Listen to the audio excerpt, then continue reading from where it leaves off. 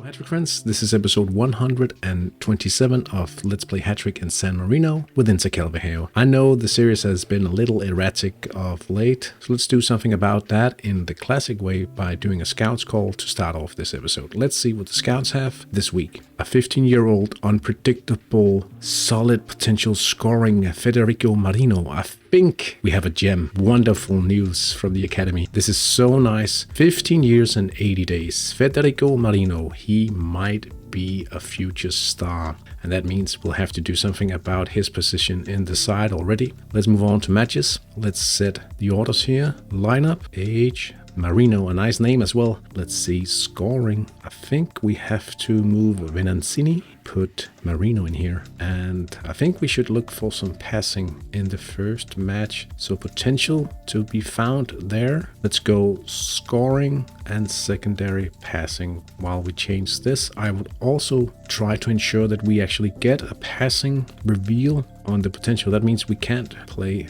Amati in a training position. So we'll move him down here simply because this might be something really interesting. I'm sending the orders once more.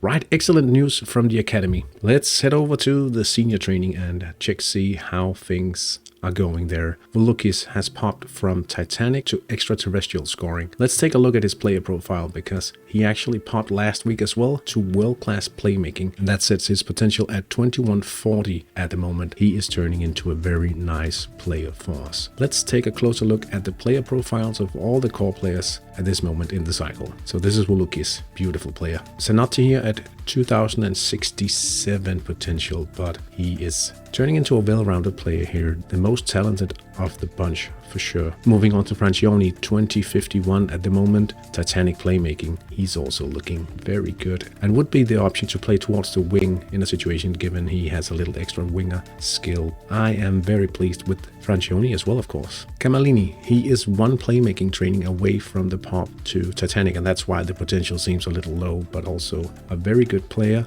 the youngest of our homegrown core players. Camallini will be very important as well. A 10-star prediction as an inner midfielder at the moment. Looks very nice. The first of our two wingers is Igor Becker. While he is the lowest potential guy, he's still a very useful player to us. Mythical winger, brilliant playmaking, as well as magnificent passing. The defending is a little low, but he is looking quite good. And in solid form, a 10-star prediction on the wing. I am pleased with Igor Becker for sure. The final player of the core bunch is Belgigano here. Mythical winger, magnificent playmaking, magnificent passing, as well as solid scoring and solid defending. 2030 potential at the moment.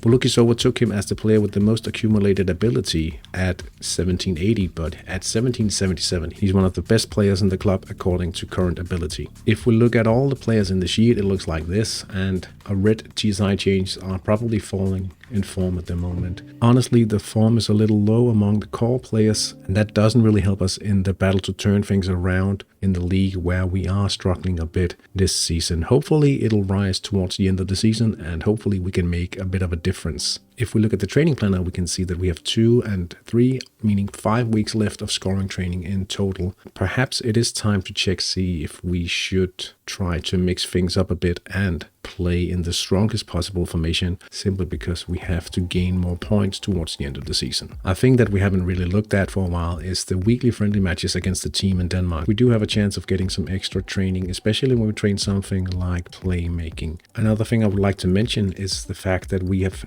promoted a few homegrown players in order to have good fill players. The reason I want to do that is to have less important players fielded during the friendlies, because we are already playing some of the core players twice a week. We want to utilize their performances in the league as well as having them train during the midweek. So we are trying to reduce any other important player injuries during the friendly, of course, by fielding the young and perhaps not as talented homegrown players. An example from the Danish team would be even Fløjstrup here or Nikolaj Overgaard. But in Inter Kalvehave, I also just promoted another homegrown player in order to fill some spaces. It worked in this match because Samuel Mogensen from the Danish team was injured, and I feel lucky that he picked up an injury, as well as Carlo Macerano, another player promoted just for this purpose. And while you never like to see any player go off injured, you do prefer that it's one of the less important players catching the injury for sure.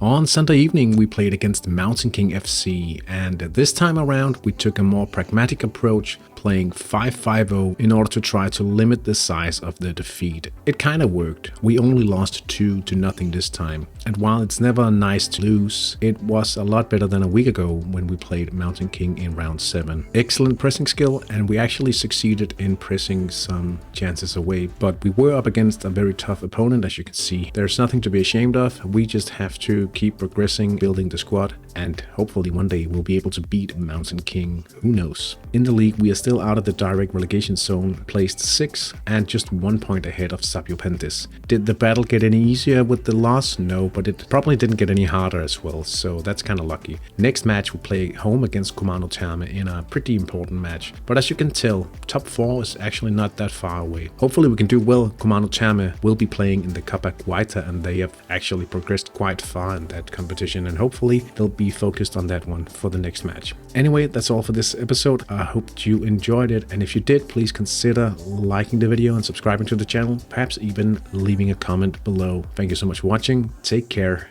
Bye.